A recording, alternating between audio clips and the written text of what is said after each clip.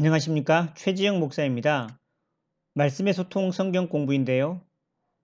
오늘 설교할 본문의 내용과 그 메시지를 먼저 살펴보는 것입니다.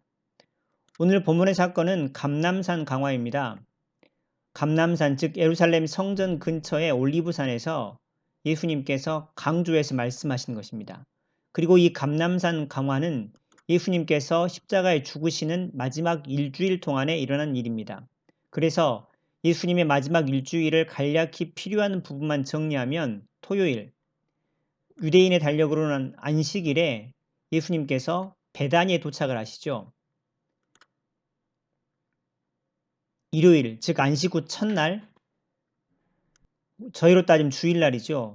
예루살렘 성으로 나귀 새끼를 타고 들어가시고 많은 사람들이 예수님 앞에 옷을 깔고 종려 나무 가지를 꺾어서 깔면서 축복을 합니다. 다시 베다니로 돌아오시고요.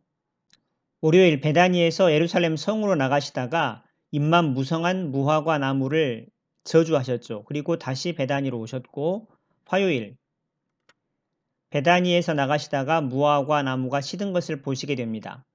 예루살렘 성으로 가셔서 성전에 들어가시는데 거기서 가이사에게 세금을 바쳐야 하느냐 말아야 하느냐로 논쟁이 있었고요.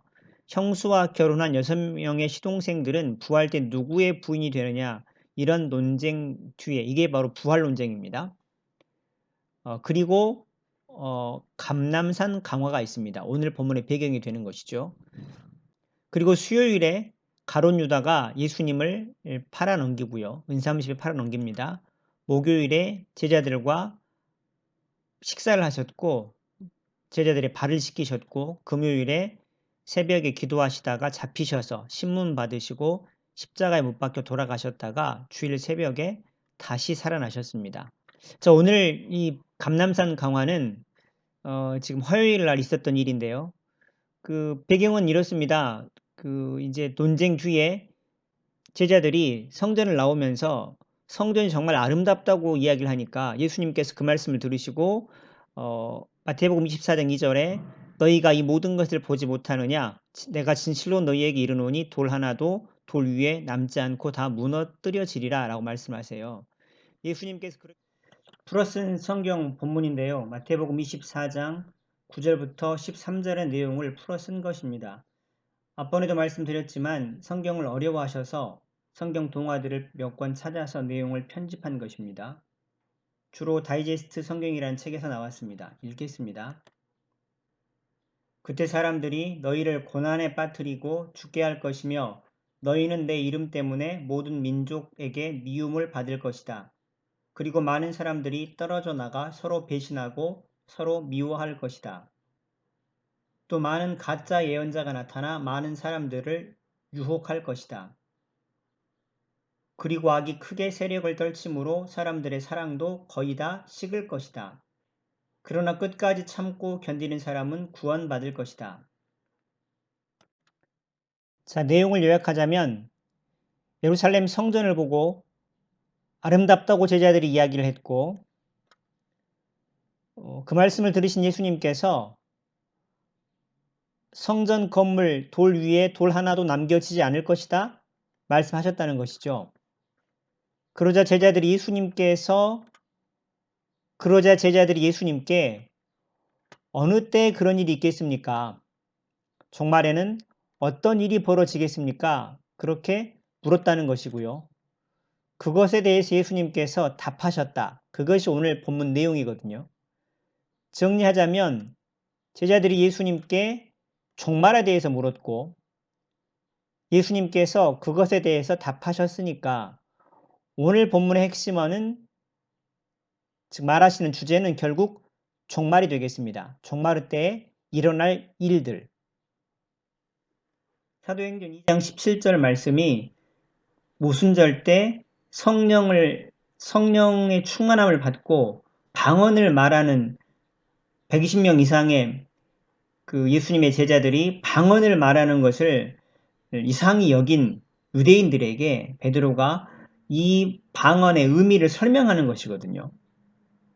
근데 그 방언의 의미가 뭐냐면 바로 말세에 하나님의 영, 성령을 각 사람들에게 부어 주신다는 것이고, 그래서 말세는 오순절 성령 강림 때부터라고 하는 것을 지금 베드로가 말씀하고 있는 것이죠. 그 다음에 정말이 우리가 사는 현 시대라고 하는 것을 보여주는 다음 구절은 고린도전서 10장 11절입니다. 자, 고린도전서 10장 11절에 보시면 그들에게 일어난 이런 일은 본보기가 되고 또한 말세를 만난 우리를 깨우치기 위하여 기록되었으니 라고 기록하고 있습니다. 이 구절을 말하고 있는 분은 바로 바울입니다. 바울이 고린도 교인들에게 편지를 쓰고 있는 것인데요. 여기 보시면 말세를 만난 우리를 이라고 기록을 하죠. 여기서 우리는 바울과 편지를 받는 고린도 교회 성도들이고 바울과 같은 시대를 살던 사람들입니다. 그들이 무엇을 만났습니까? 말세를 만났습니다. 즉 바울과 그들은 말세의 때를 살고 있는 것이죠.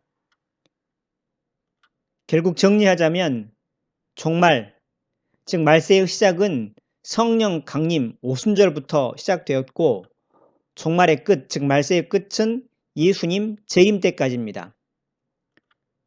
그리고 그 기간 전부가 종말 말세의 기간이라는 것입니다. 그래서 2020년 지금 이 기간도 말세의 기간인 것이죠. 종말의 기간입니다.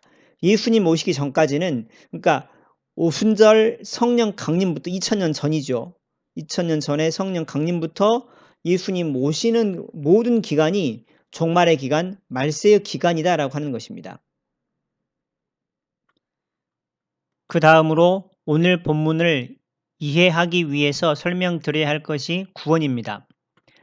이 내용은 종말의 때에 신앙을 잃게 하는 것들을 원해서 한번 설명했던 부분입니다. 마태복음 24장 13절을 보시면 끝까지 견디는 자는 구원을 얻으리라 이렇게 기록합니다. 무엇을 끝까지 견디느냐? 마태복음 24장 4절부터 12절 이것들이 바로 말세에 있을 일들인데요. 그것을 끝까지 견디는 자는 구원을 얻게 됩니다. 견디다라는 말은 어려운 상황을 힘든 일들을 방법이 없어서 피하거나 포기하지 않고 겪는 것을 말합니다. 결국 마태복음 24장 4절부터 12절들의 일들을 겪으면서 많은 사람들이 신앙에 있어서 끝까지 견디지 못한다. 즉 신앙을 이탈한다는 것이고 그래서 오늘 말씀드릴 본문 24장 9절부터 13절까지 본문은 종말의 때에 겪게 될 그래서 신앙에서 이탈하게 될 일들에 대한 경고입니다.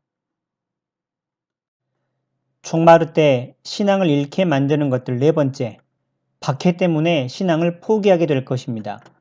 예수 믿는다고 잡아가고 가두고 죽이고 하는 것들이죠. 마태복음 24장 9절을 보시면 그때 사람들이 너희를 환난에 넘겨주겠으며 너희를 죽이리니 너희가 내 이름 때문에 모든 민족에게 미움을 받으리라. 여기서 너희는 제자들처럼 예수님을 믿는 사람들, 하나님을 섬기는 사람들을 말합니다. 그들에게 어떤 일이 벌어지느냐?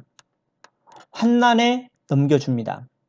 환난이라고 하는 것은 tribulation, 특별한 상황에서 겪는 고통, 어려움을 말합니다. 이 특별한 상황은 구체적으로 박해의 상황을 말하죠.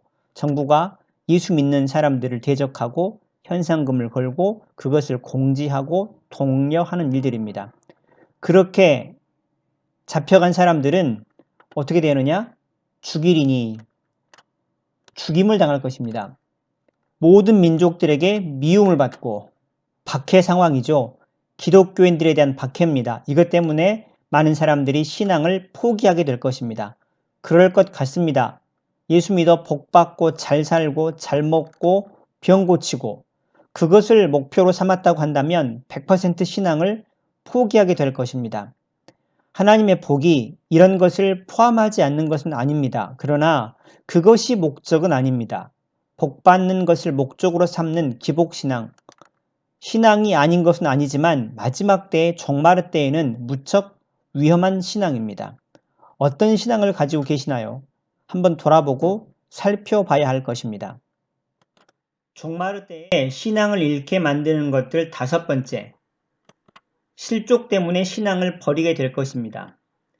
실족하게 되어 신앙을 포기하게 될 것입니다. 마태복음 24장 10절에 보시면 실족하게 되어라고 기록하고 있죠. 여기 실족한다는 말은 stumble, 발을 잘못 디뎌 넘어질 뻔하다는 얘기입니다. 이것을 신앙의 차원에서 설명하자면 믿음에 있어서 거의 넘어져 버려서, 즉 믿음을 거의 잃어버려서란 얘기입니다. 그 결과 서로 잡아주고 서로 미워한다. 사실 이것은 외부적인 박해의 결과로 일어나는 일이고 교회 안에서 일어나는 일입니다. 그래서 신앙을 포기하게 될 것입니다. 이런 일이 벌어질 것입니다. 종마르 때에 신앙을 잃게 만드는 것들 6번째, 바로 거짓 선지자가 잘못 인도하기 때문에 신앙을 잃게 될 것입니다. 마태복음 24장 11절에 보시면 거짓 선지자가 많이 일어나 많은 사람을 미혹하겠으며 라고 기록을 하지요.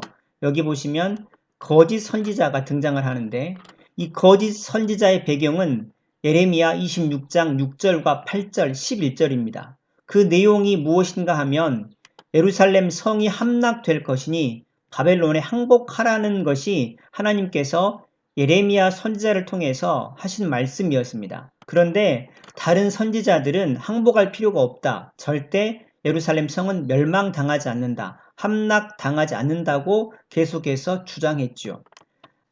즉 거짓 선지자는 하나님의 뜻이 아닌데 하나님의 뜻이라고 말하는 자들이 많이 일어난다는 것입니다. 그래서 잘못 인도에 갈 것이라는 것이죠.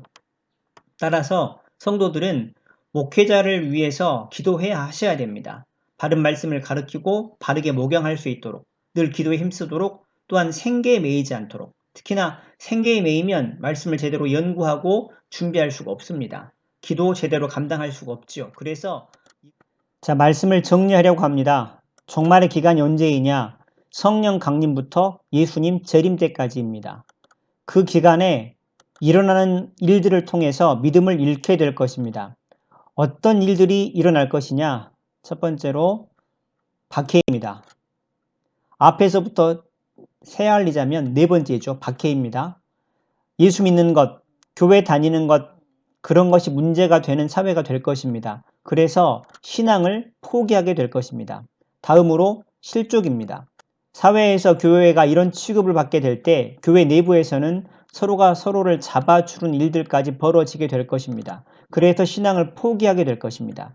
마지막으로 거짓 선지자가 나타나 하나님의 백성을 엉뚱한 곳으로, 하나님 말씀이 아닌데 하나님 말씀이라고 주장하면서 엉뚱한 곳으로 끌고 가는 일이 벌어질 것입니다. 마지막 때 종말을 살아가는 자들에게 하시는 하나님의 경고입니다. 어떻습니까? 불행하지만 예수 믿는 것 때문에 돈을 다 잃어버려도, 가족을 잃어버려도, 생명까지 잃어버리는 그런 상황 속에서도 저와 여러분 예수님을 포기하지 않으실 수 있을까요? 예수 믿는다는 것의 가치가 무엇인지를 다시 한번 생각해 보게 하는 말씀입니다. 로마 시대 콜로세움 경기장에서 사자밥이 되었던 순교자들, 이 세상이 끝이라면 그들은 정말 바보 같은 사람들이고 어리석은 선택을 한 것입니다. 그러나 보지 못했지만 그것이 아니었기 때문에 목숨까지도 버릴 수 있었습니다. 성령이 내주하신다는 증거가 무엇일까요? 보지 못한 세상을 보게 되고 그에 따른 가치관의 변화가 아니겠습니까? 전에는 돈이 가장 중요했고 건강이 가장 중요했지만 예수를 만난 자들은, 성령이 내주하시는 자들은 그것보다 예수가 더 중요해져서 주님을 위해 살게 되는 것, 물질도 건강도 주님을 위해 쓰게 되는 것, 그렇게 살던 자들이 이런 일을 당해도 신앙을 지킬 수 있지 않을까요?